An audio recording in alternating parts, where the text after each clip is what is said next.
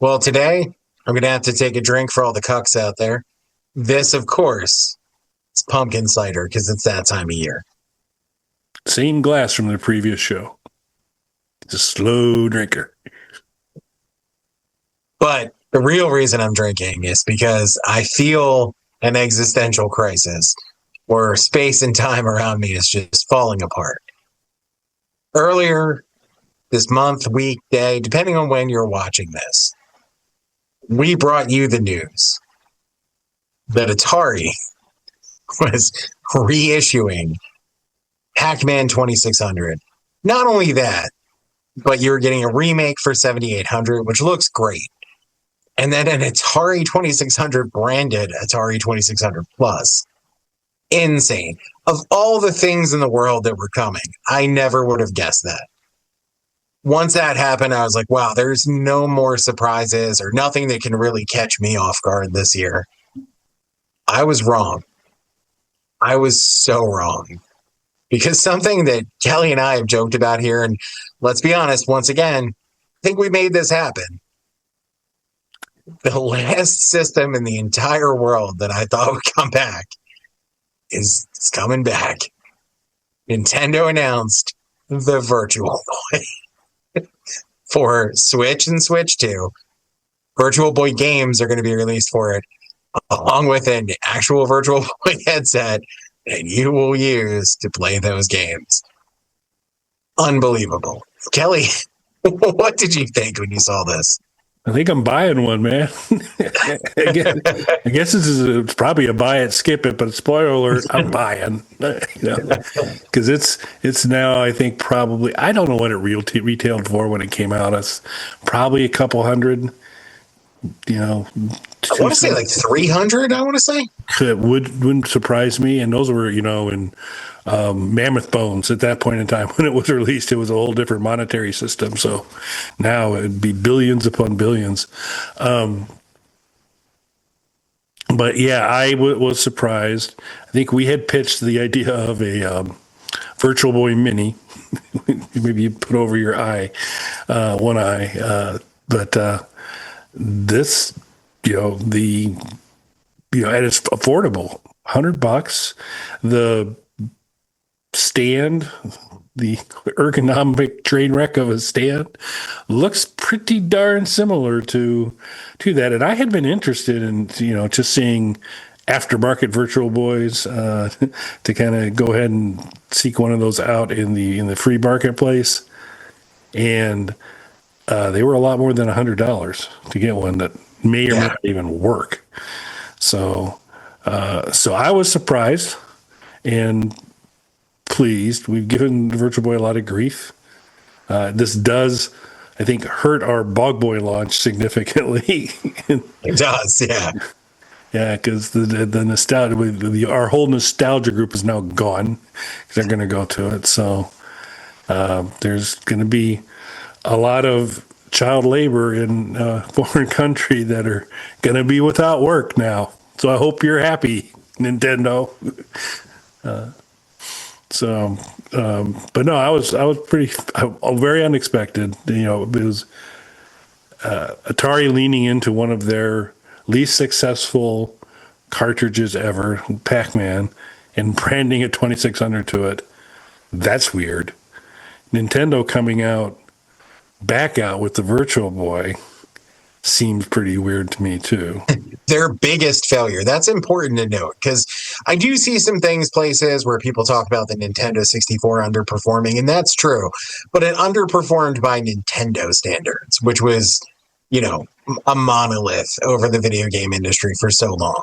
So it's not that Nintendo 64 failed per se. It was just the first time that Nintendo was no longer in the top tier of gaming systems. It just didn't compare at all to what you had with PlayStation and Xbox. But again, it still did more than respectable numbers. Right. The Virtual Boy, on the other hand, is an abject failure. Yeah, because even me with some disposable income at the time and pretty convinced, told the tale before on shows, went to Blockbuster because they had a Virtual Boy there, said, I'm going to get this thing. Let me try it out. played it for a little while and said, wow, I'm not going to get this thing after all. So kind of kooky. Yeah, it was the Nintendo 64, it was a mismatch in terms of capabilities of what it was going against. It should have, if it had come out a little bit earlier and it had been more of a cartridge against cartridge type of thing, it had done really well. But when it's coming out with that first gen of CD-based systems, it's going to have a problem. It's not going to perform. But it's not like only 10 units were sold of it. Right. Yeah. The Nintendo 64, I feel like gets a little bit of a bad rap. It wasn't a failure. It just was the first time that Nintendo was no longer in the front in that top tier of gaming systems. That's nothing like Virtual Boy. The Virtual Boy crashed and burned. This is one of the few times Nintendo just had an outright complete disaster of a release. The only other comparable one would be Wii U. I was going to yeah. And I think that was just because they were too confident going into it, because the Wii was such a huge success. Unexpected, even for Nintendo, they've admitted. They kind of thought that might be their last console. Virtual Boy failed. Nintendo 64 kind of underperformed. GameCube did okay, but again, nowhere near what Xbox and PlayStation 2 were doing at that time. So they were kind of going to be bowing out, likely, of hardware in that time. And then the Wii just exploded because they remembered to tap into that casual gamer audience that they had kind of lost. Yeah, without a doubt. So, the Virtual Boy didn't capture much of that casual gamer audience. So, no, but didn't capture much of anything, really. Yeah. So I'm a buy it. What are you? So unfortunately, I'm a skip it right now. I really, really want it, but I'd have to buy a Switch also. So this is a much bigger investment for me than it is for you already having a Switch, because I'd have to start with buying a Switch and then buying the Virtual Boy attachment, then buying Virtual Boy games. So this is a huge investment for me, comparable to you. Yeah, that's fair. Yeah, a benefit of sunk cost. So I've already taken advantage of that. I was really glad to see they weren't trying to kind of squeeze us and say it only works on Switch 2. So all you Switch owners need to. I'm honestly surprised. Yeah.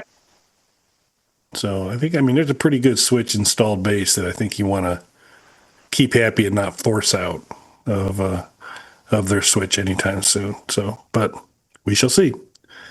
Hey, if you like this kind of fascinating conversation, we'd appreciate it if you would subscribe to the Bug Panda channel and maybe hit that bell. You'll know when future updates come out. Updates like Hard No. It's the world's shortest podcast in under 1 minute, usually, almost always, nearly always. Published daily, usually, almost always, nearly always. But it's worth your time because it's not much time at all. So it doesn't have to be worth a lot. It's a grower, not a shower. The math works. Also check out Bog Panda Vision, which is our micro homebrew website of all sorts of fun games. The Chaucer of basic programming, Mike Polinsky, has written a couple additional chapters of his fine basic work. You'll find that out there.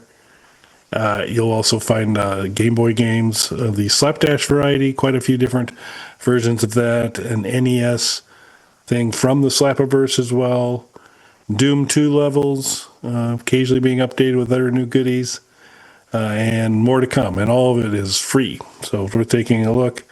And since you saved all that money with the free games, you're probably feeling a little guilty. Go spend some money on our merchandise, and then you'll be a better person. Absolutely. And also, just because, we do all the research in advance, if it looked like I was looking it up on my phone, I totally wasn't. But the original retail cost of the base unit for the Virtual Boy was $179.99, which in 2024, so in last year's money, so it'd be a little more now, would be the equivalent of $370. It feels about right. Yeah. Not a lot of those transactions were completed. No. Cool. Hey, let us know in the comments whether you're going to be firing up that Virtual Boy on a regular basis. I'm so jealous. I wish I had a Switch, but that's buying a Switch and the Virtual Boy is just a lot, because I'm definitely buying the 2600 Pac-Man, and the Mortal Kombat collection is coming out like the day before, I think now. So it's rough. Yep. So skip for now. He may revise later. We'll let you know. So thanks for watching, everyone. Thanks, everybody.